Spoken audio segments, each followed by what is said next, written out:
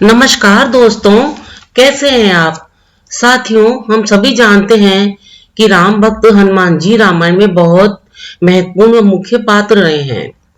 हनुमान जी का स्वरूप हमेशा ही चर्चा का विषय रहा है। आइए जानते हैं इसके बारे में कुछ विशेष जानकारियां। अधिकांश लोग हनुमान जी को वानर यानी कि बंदर मानते हैं। तो क्या हनुमान जी ठीक वैसे ही थे जैसे हम आज के वानरों को देखते हैं?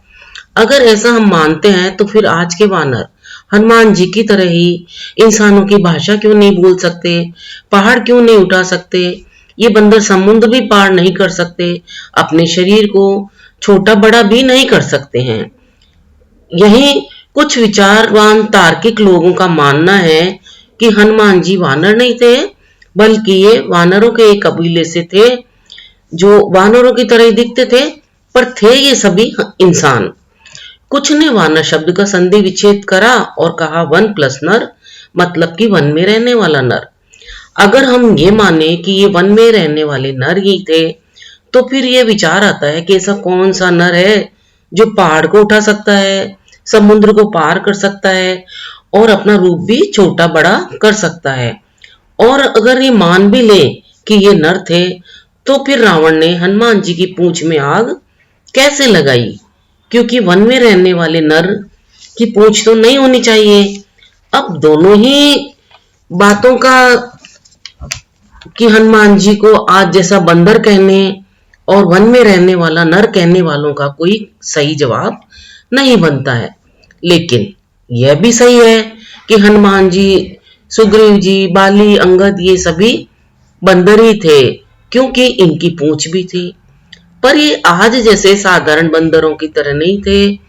ये तो देवताओं के अंश पुत्र थे, मतलब इनकी उत्पत्ति देवताओं के अंश से हुई थी। ये बिल्कुल वैसे ही हुआ।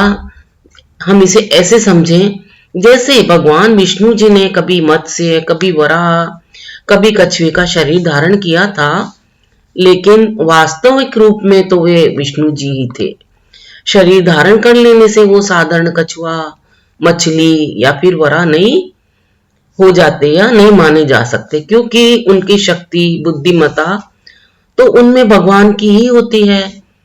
अब त्रेता युग के रामायण काल में भगवान विष्णु जी को क्यों इंसान का शरीर धारण करके पृथ्वी पर अपने अंशों के साथ अवतार लेना पड़ा?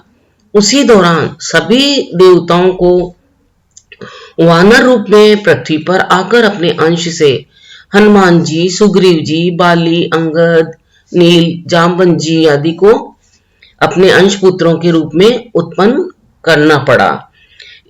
तो यह सब फिर राम रावण युद्ध में पहली बार वानर सेना ने युद्ध किया, तो यह सब कैसे हुआ?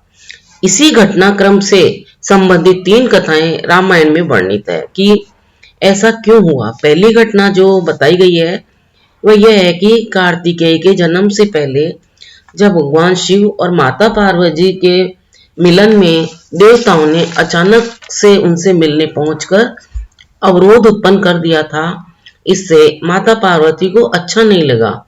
तो फिर उन्होंने देवताओं को श्राप दे दिया कि तुम अपनी पत्नियों और अप्सराओं से संतान उत्पन्न नहीं कर सकते।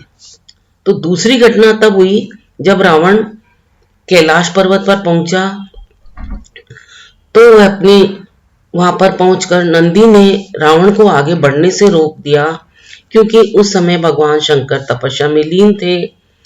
नंदी के रोकने पर रावण ने नंदी का जो वानर जैसा मुख था वह देखकर उसका खूब मजाक उड़ाया। तो नंदी को बुरा लगा, जो नंदी ने इसे अपमान समझा और रावण को शाप दे दिया कि हे रावण, तूने मेरा मजाक उड़ाया है, तेरा वध तो अब वानरों की सहायता से ही होगा। तीसरी घटना तब घटी और ऐसे घटी जब रावण ने ब्रह्मा जी की कठोर तपस्या करके उन्हें प्रसन्न कर लिया। तब ब्रह्मा जी ने प्रकट होकर रावण को वर मांगने को कहा। तो रावण ने फिर ब्रह्मा जी से वर मांगा कि उसे देवता, राक्षस, यक्ष, गंधर्व, पशु आदि कोई भी नहीं मार सके। वरदान मांगते समय रावण इंसान भी मुझे ना मार सके यह कहना भूल गया, या यूं समझें कि उसने इंसानों को तुच्छ समझा। अब ये तीनों ही घटनाएं राम रावण के युद्ध के समय सत्य सिद्ध हुई। वो ऐसे कि जब राजा दशरथ जी पुत्र प्राप्ति के लिए यज्ञ कर रहे थे, तब उसी दौरान सभी देवता भगवान ब्रह्मा जी के साथ विष्णु जी के पास रावण के अत्याचारों से मुक्ति दिलाने की प्रार्थना लेकर गए। तो भगवान विष्णु जी ने देवताओं से कहा कि इंसान का शरीर धारण करके राजा दशरथ के यहाँ चारों पुत्रों के रूप में अलग अलग अंशों के साथ अवतार लूंगा।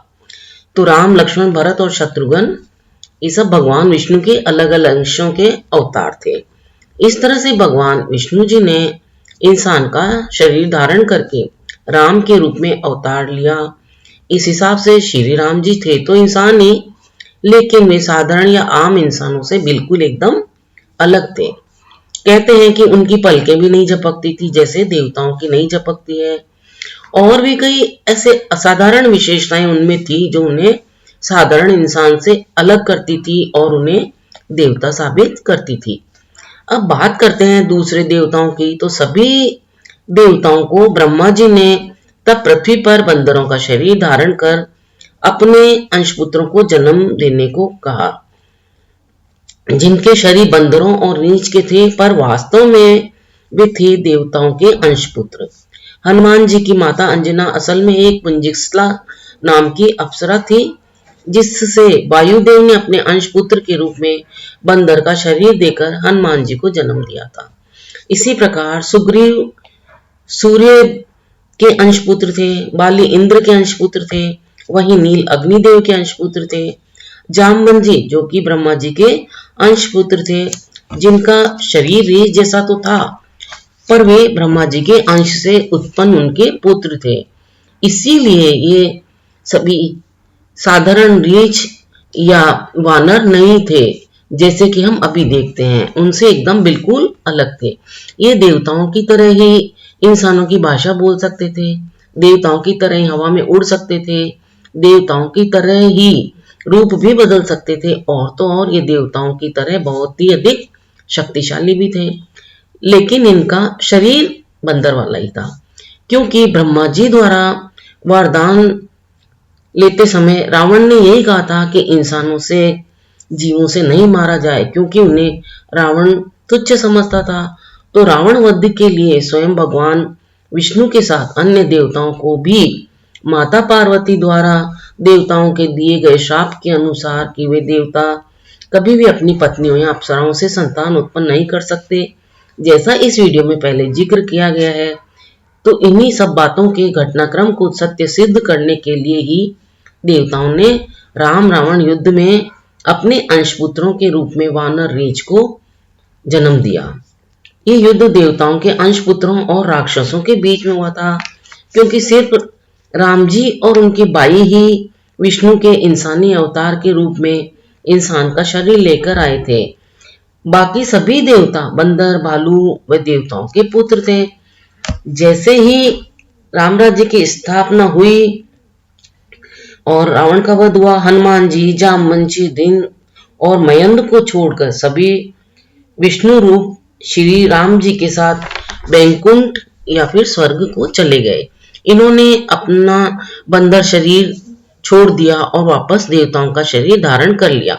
इसीलिए इसे प्रभु की एक लीला कहा जाता है। अभी जो बंदर हैं वे देवताओं के अंश है ही नहीं, ये तो साधारण बंदर है। ये रामायण के पहले भी थे और रामायण के बाद भी। द्वापर काल में दीन मैन का वध श्री कृष्ण जी ने कर दिया था और जामवंत जी की लीला भी समाप्त हो गई।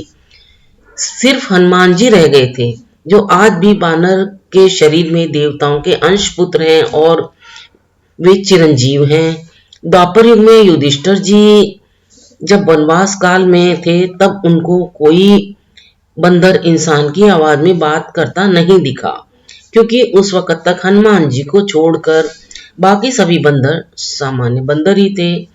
भीम की जब हनुमान जी से मुलाकात होती है, तब जाकर जरूर हनुमान जी बंदर होते हुए इंसान सा बोलते हैं और वो नजर आते हैं, क्योंकि हनुमान जी ही एक इकलौते बचे हुए देवता पुत्र बंदर रूप में अभी भी हैं।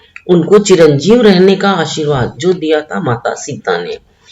तो हनुमान जी बंदर नहीं, बंदर रूप में देवता पुत्र हैं, तभी उनमें अद्भुत बल बुद्धि का भंडार है।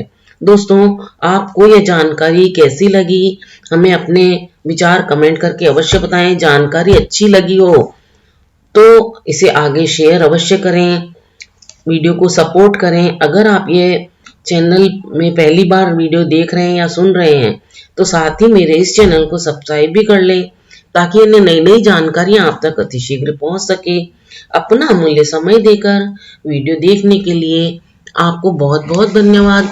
मिलते हैं फिर एक नए वीडियो में एक नई जानकारी के साथ। धन्यवाद।